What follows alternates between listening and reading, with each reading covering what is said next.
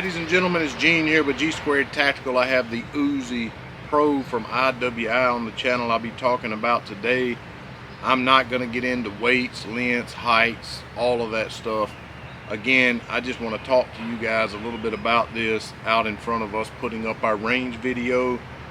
This was a nostalgic purchase for me. I kind of watched gangster movies when I was growing up. I'm sorry, probably what's wrong with me now.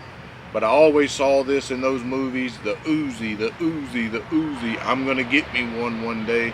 And I never could find it. Most of them were submachine guns, so you couldn't have them anyway. And so I finally ran across one in a local gun shop that we go to. Picked it up. He said he couldn't believe he even got it.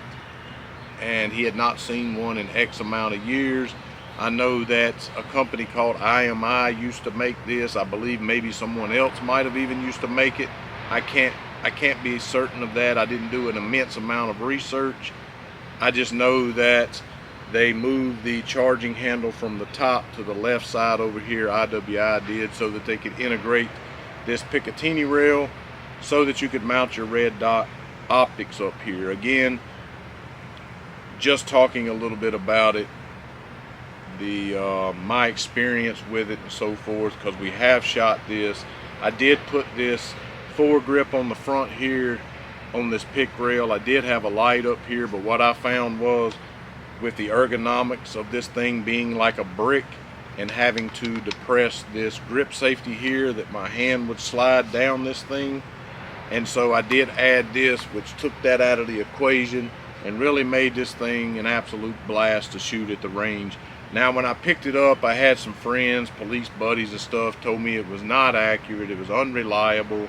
I don't know if maybe they told me they had one way back then, or way back when, if you will. So I'm sure that maybe back then, those being maybe fully automatic, maybe they weren't reliable, but we had nothing but good things to say about this at the range. We put about 150, 200 rounds through it. Had zero issues with it whatsoever, none, not even one to speak of. And once we got this Vortex Viper sighted in at about 20 yards, we were shooting all 25 rounds into a group of about 2.5 inches. So it was pretty nasty accurate for us, no problems to speak of. Now, am I trying to tell you to go out and spend $1,000 or maybe even $1,200, because I think the MSRP on this is around $1,300 for practicality? No, it's just a toy for me.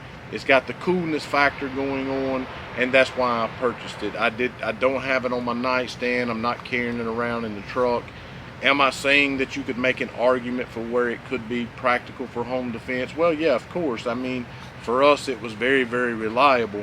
Now, are there cheaper options for that? Yeah, of course. Again, just a coolness factor for me. It came with two 25 round magazines and this big bulky cardboard box that has nothing in it but a lock and a QR code for you to scan to get your owner's manual. So that's a lot of box for this little thing here. Anyway, with the addition of the foregrip, it was very, very fun to shoot at that point. Now, shooting it like this without the foregrip, like I said, my hand kept wanting to slip down the back here, because no, it does not feel good in the hand. No, it does not have an awesome trigger. It is a big block. It'll put you in mind of a red brick, and that's what it feels like holding it in the hand. I don't know if this is a feature. Again, I have not done a whole lot of research on this thing, but it does not lock back on the magazine, and neither one of the magazines. Not a big deal for me.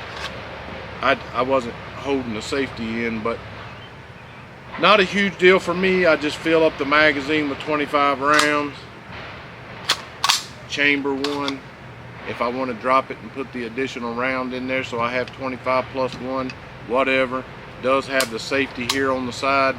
Not really sure why you would want the safety, because it feels like it has a 30-pound trigger. Reality is it's only about 8.5 pounds on our trigger pull gauge, but it feels like 30. I don't think you're going to accidentally pull it. And with the grip safety here, I don't even know why you really need it, but it is there. And yeah, it has a nice big round squared off trigger guard here the meatiest of fingers with the thickest of gloves will not have a problem getting into there. No issue whatsoever. It is threaded. You can replace and put a different barrel in there, which is really cool. And we did shoot this thing suppressed also without issue. No problems whatsoever shooting it suppressed. And 1/2 by 28 does have steel sights on there. The front is adjustable for elevation,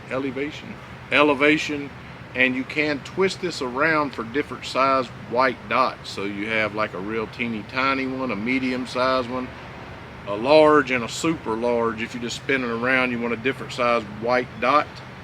And the rear is also adjustable for windage, and it is just 2 white dot. I did not shoot with just the irons, so is it accurate with just those? I don't really know. Maybe we'll go back to the range, shoot it again, and see if it's accurate with just those. But after we got this thing sighted in, it was right on point. And let's see, takedown. I don't know how this thing could be unreliable, because it is just so simplistic in its nature in the way that it's designed. So the takedown is super easy. I know some people do it different. They take the top off first and then take the barrel out. I usually start by depressing this button on the front here, unscrewing this nut, and just pulling the barrel straight out. And then I just take this button at the very rear, right in front of the rear sight. I hold down on the top, depress that, let the top up, the whole top comes off in one piece, and then you just pull back your charging handle and lift up, and it basically comes apart all in one piece here. I have cleaned this, and so I'm not going to take it completely down, take the firing pin and everything out, because I don't want to have to fit all that back together on the video here. Just set this back down in here, and goes right back in there. Put your top back on, snap it back into place. That's all she is. And then on the bottom of this barrel, you have a flat spot that you want to line up on the bottom here, so that your barrel doesn't spin. And yes, you can put it in there wrong and tighten it down, because I've done it, and the barrel will spin on you, and that's not a feature. So you can just go ahead and turn this in and let it click around on this. I don't like doing that, so I depress the button fully and I tighten it up till it won't turn anymore. Let the button go and you're good to go. Barrel's not spinning. Just super simplistic in its design. Super fun to shoot at the range. Again, not talking about awesome triggers, awesome ergonomics, or feel in the hand, or even for that matter practicality, but I will say it was probably the most fun I've had at the range in a really long time. Very reliable, very accurate, and just a freaking blast to shoot. And also it is definitely a conversation starter. So if you wanted one, again, I'm gonna say this: don't shoot the messenger, because every time we say something has been discontinued, people call us idiots and say we don't know what we're talking about. I'm just telling you, if you look this up on IWI, the actual manufacturer's website, in green box with black writing, it says discontinued. I'm just telling you what it says on their website. I don't know if it's actually discontinued or not, but if it is, and you can find one, and you have the money to get it, and you want it for that coolness factor and not home defense or something, I say definitely go out and get you one of these.